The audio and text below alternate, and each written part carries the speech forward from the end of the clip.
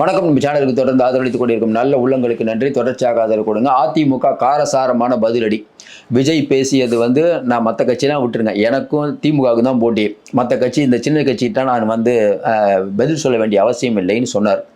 அது இன்னைக்கு அதிமுகவில் ஒரு பெரிய கொந்தளிப்பை ஏற்படுத்தி இருக்கிறது. நீங்கள் சொல்லுங்கள், இன்னைக்கு அதிமுக கொந்தளிப்பது நியாயமான கொந்தளிப்பா, இல்லை விஜய் பேசுறது தான் சரி அப்படின்னு நீங்கள் நினைக்கிறீங்களா? உங்கள் கருத்தை சொல்லுங்கள். ஏன்னா இன்னைக்கு எம்ஜிஆர் அவர்களையோ அண்ணா அவர்கள்லாம் பொது சொத்து, இதை பேர் சில கட்சிகள் இதை கிளைம் பண்ண முடியாதுன்னு அவர் சொல்கிறார். இன்னொரு பக்கம் அதிமுக சொல்கிறாங்க, இவங்க ஒரு கவுன்சிலர், எம்எல்ஏ எதுவுமே இல்லாத விஜய் எங்களை ஒரு பொருட்டே இல்லைங்கிறாரு. இப்போ எதிர்கட்சி தலைவர் பழனிசாமி, நாங்கள் ஒரு பிரதான எதிர்கட்சி, எங்களை போய் இந்த மாதிரி சொல்கிறாருன்னா ஒரு அறியாமையில் பேசுகிறாரு விஜய் அப்படிங்கிறாரு. பார்த்துட்டு இருக்க மக்கள் உங்களுக்கு ஒரு கருத்து இருக்கும், அந்த கருத்தை சொல்லுங்கள். ஆனால் இதில் ஆரம்பிக்குது அப்படின்னா, விஜயும் அதிமுகவும் கூட்டணி சேருவாங்கன்னு பலராலும் எதிர்பார்க்கப்பட்டது. அரசியல் புரசலாக பேச்சு, விஜய் துணை முதலமைச்சர் கேட்குறாரு, இல்லை முதல்ல நான் சிஎம்மாக இருப்பேன் 2.5 வருஷம், அதுக்கப்புறம் 2.5 வருஷம் எடப்பாடி பழனிசாமி சிஎம், இதெல்லாம் பேச்சுவார்த்தை நடைபெற்றதா அரசியல் புரசலாக வந்தது. இப்படிப்பட்ட சூழ்நிலையில் உடனே பிஜேபிக்கு அதிமுக போயிடுச்சு. அப்போ விஜய் அந்த கூட்டணிக்கு போவாரா அப்படின்னு நினச்சிட்டு இருக்கும்போது விஜய் போகல. இன்னொரு பக்கம் பழனிசாமி அவர்கள் கொடி பறக்குது, பிள்ளையார் சொல்லி போட்டாச்சு அப்படின்னு சொல்லும்போது பார்த்துட்டு இருக்க மக்களுக்கு இயற்கையிலேயே அப்போ கூட்டணியும் இன்னும் 2 பேர் பேசிகிட்டு இருக்காங்க அப்படிங்கிற ஒரு தோற்றத்தை ஏற்படுத்தினாங்க. தொடர்ச்சியாக மறுக்க முடியாத உண்மை, அதிமுக அப்படிங்கிற கட்சி டிவிக்கே வந்தால் நல்லா இருக்கும்னு எல்லாரும் நினச்சிருக்காங்க. ஒரு பெரிய கட்சி வரப்போகுதுன்னு பழனிசாமி சொன்னது டிவிக்கேவை தான். நமக்கு தெரிஞ்சு டிவிக்கேவை தான், வேறு எந்த கட்சியை சொல்லியிருப்பார்? நமக்கு தெரிஞ்சு வேறு எந்த கட்சி, சீமான் கட்சி பெரிய கட்சி இல்லை. இன்னும் குறிப்பாக சொல்லணுன்னா அவர் தனியாகவும் போகிறேன்னு அறிவிச்சிட்டாரு. வேறு இந்த பெரிய கட்சி நமக்கு இருக்க மாதிரி தெரியல, சின்ன சின்ன கட்சி தான் இருக்குது. அப்போ விஜய் அவர்களை பழனிசாமி விரும்புகிறாரு. அதிமுக கூட்டணி வந்தால் நல்லதுன்னு டிவிக்கேவும் நினச்சது, பிஜேபி இல்லாமல். அப்போ இன்றைக்கி இருக்கக்கூடிய சூழ்நிலையில் விஜய் அவர்கள் என்ன நினைக்கிறாரு, நமக்கும் டிவிக்கே டிஎம்கே போட்டிக்கிறார். அடிக்கடி இந்த வார்த்தையை சொல்கிறார். அது கண்டிப்பாக அதிமுகவுக்கு எரிச்சலை தான் உண்டாக்கியிருக்கும். ஆனாலும் பழனிசாமி யாரும் விஜய் விமர்சிக்காதீங்கப்பா, ஏன்னா சொல்ல முடியாது, அரசியல் என்ன வேணால் நடக்கலாம், நம்மளை அவர் விமர்சிக்காதீங்கன்னு அதோடு நிறுத்திக்கிட்டார். நாமக்கல்லில் நடைபெற்ற கூட்டத்தில் விஜய் பேசும்போது ஜெயலலிதா அம்மா, எம்ஜிஆர் இவர்கள்லாம் என்ன கொள்கையில் இருந்தாரோ அந்த கொள்கையை விட்டுட்டு அதிமுக இன்றைக்கி வேறு பாதைக்கு போயிடுச்சு அப்படின்னு லைட்டாக அதிமுகவை திட்டினார். ஆனால் அதுக்கும் அதிமுக ரியாக்ஷன் கொடுக்கல. இப்படிப்பட்ட சூழ்நிலையில் இன்றைக்கி அதிமுக அப்படிங்கிற கட்சி என்னங்க அது, அவரெல்லாம் விஜய்லாம் ஒரு ஆளா, ஏன் தேவையில்லாமல் அவர் சொல்கிறதெல்லாம் எங்ககிட்ட கேட்குறீங்க அப்படின்னு இன்றைக்கி அதிமுக சொல்கிறத வச்சு பார்க்கும்போது அதிமுக கடும் கோபத்தில் இருக்கிறத உணர முடியுது. ஏன்னா அந்த கட்சியே ஒரு பெருசாக ஒரு பொருட்டே நினைக்கல. இன்னும் குறிப்பாக விஜய் என்ன கணக்கு போடுறாருன்னா, எம்ஜிஆருடைய வாக்குகள், ஜெயலலிதாவுடைய வாக்குகள் தனக்கு கிடைக்கணும்னு நினைக்கிறார். இன்னும் செங்கோட்டையின் போல் பல பேர் வருவாங்க அப்படின்னு அவங்க மீன் பண்ணுறது.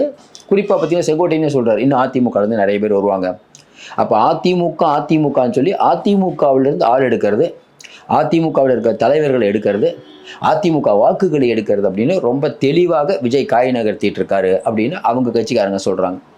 இன்னொரு பக்கம் அதிமுக அதெல்லாம் இல்லைங்க, எங்களுக்கு ரெட்டலைக்கு போடுறவங்க ரெட்டலைக்கு தாங்க போடுவாங்க, விஜய்க்கெல்லாம் போட மாட்டாங்க, சும்மா கூட்டம் வருங்க, அதெல்லாம் பெருசாலாம் இருக்காது, விஜய் அவர்கள்ட்ட பெரிய மக்கள் சக்தி இருக்குது.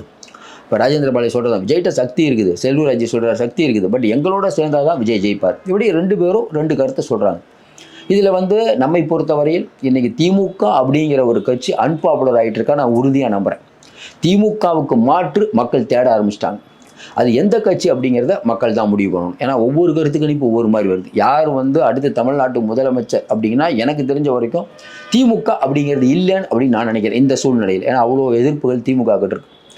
அதை அறுவடை செய்யக்கூடிய இடத்தில் இருக்கக்கூடிய அதிமுகவும் டிவிக்கவும் பிரிஞ்சு நிற்கிறதுனால நம்ம ஜெயிச்சிருவோம்னு திமுக ஒரு கணக்கு போடுறாங்க. அது சரியாக வருமா இல்லையான்னு தெரியல. ஏன்னா ஒரு மக்கள் ஒரு அலை அடிக்கும் போது எல்லாரும் வாஷ் அவுட் ஆயிடுவாங்க. திமுக அப்படி பல நேரங்களில் வாஷ் அவுட் ஆன கட்சி தான், அதையும் நம்ம மறந்துடக்கூடாது. அப்போ விஜய் அவருடைய பேச்சு இன்றைக்கி பல தாக்கங்களை ஏற்படுத்தி இருக்கிறதுங்கட்டு நிதர்சனம். இதில் என்னென்னாங்க, அதிமுகவா டிவிகேவா அப்படின்னா இன்றைக்கி இருக்கக்கூடிய சூழ்நிலை நான் ஒன்று சொல்லுவேன். இப்போ டிவிகேவையோ அதை டேமேஜ் பண்ணுறதோ அதிமுகவை டேமேஜ் பண்ணுறதையோ அது சரியில்லைன்னு நினைக்கிறோம். ஏன்னா இன்றைக்கி எதிர்க்கட்சிகள் வலிமையாக இருக்க வேண்டும். ஏன்னா இன்றைக்கி ஒரு பாசி சாட்சி மேலே நடந்துட்டு இருக்கும்போது இங்கேயும் ஏறக்குறைய ஒரு பாசி சாட்சி தான் நடந்துட்டு இருக்கு. விஜய்க்கு பேட்ட மற்ற கேள்விகள்லாம் இன்றைக்கி நல்ல அருமையான கேள்விகள், மாற்று கருத்தே இல்லை. ஆனால் கொஞ்ச நாள் வரைக்கும் விஜய் அதிமுகவையே பேசாமல் இருந்தார். இன்னைக்கு இந்த பேச்சு, அதுவும் செங்கோட்டையன் இணைந்த பிறகு அவர் சொன்ன வார்த்தைனா உள்ள என்ன நினைப்பாங்கன்னா, செங்கோட்டையன் தான் போய் சொல்லி விட்டுருக்காரு, இந்த மாதிரிலாம் பேசுங்க, அதிமுகவை 2 சாத்துங்கன்னு சொல்லி விட்டுருப்பாருன்னு அந்த செங்கோட்டையின் மேலே பர்சனலாக எடப்பாடி பழனிசாமி கோவப்படுவதற்கான வாய்ப்பு நிறைய இருக்குது. ஓரளவுக்கு அது உண்மையாகவும் இருக்கக்கூடும். மறுபடியும் நம்ம சொல்கிறோம், இன்னைக்கு அதிமுக பிஜேபி கூட்டணி அது ஒரு பக்கம் வலிமையான கூட்டணி ஆகுது. விஜய்க்கு ஒரு பெரிய மக்கள் செல்வாக்கு நீங்களே சொல்லுங்கள், விஜய்க்கு இவ்வளோ கூட்டம் கூடுது, எல்லாம் கூட்டம் ஓட்டாக மாறாது அப்படிங்கிறத என்னால் ஏற்றுக்க முடியல. ஓட்டு வாங்குவார்.